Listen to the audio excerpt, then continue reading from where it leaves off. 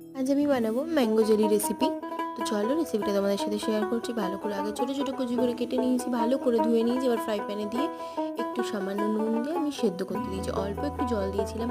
তো সেদ্ধ হয়ে যাওয়ার পর আমি সামান্য একটু ফুড কালার অ্যাড করেছিলাম। তো তারপর আমার ম্যাশার ছিল, ম্যাশার দিয়ে ভালো করে ম্যাশ করে মিক্সিতে পেস্ট করে নিয়েছি। তো পেস্টটা তৈরি হয়ে গেছে। দেখো একটা ফ্রাই প্যানে পরিমাণ মতন চিনি দিয়ে দেবো। তো আমি না অল্প চিনি ইউজ করেছি, যেহেতু আমি মিষ্টিটা একটু কম খাই। আর অল্প সামান্য একটু বিট নুন অ্যাড করে দিয়েছি। এবার আমটাকে দিয়ে ভালো করে ফোটাতে ফোটাতে ফোটাতে ফোটাতে যখন গাঢ় হয়ে আসবে, নামানোর কিছুক্ষণ আগে 1 টিস্পুন মতন ভিনিগার দিয়ে দেবো, যাতে অনেক দিন ধরে ফ্রিজে স্টোর করে রাখা যায়।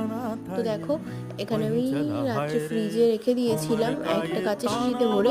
তো পরের দিন বার করে এটা দেখো পুরো জমে গেছে, একটু কিন্তু পড়ছে না। আমি উল্টে পাল্টে দেখেছিলাম, এত সুন্দর টেস্ট হয়েছিল বলার মতো। দোকানে যেটা আমরা কিনে খাই তার থেকে যথেষ্ট ভালো। ওটা একটু বেশি মিষ্টি থাকে।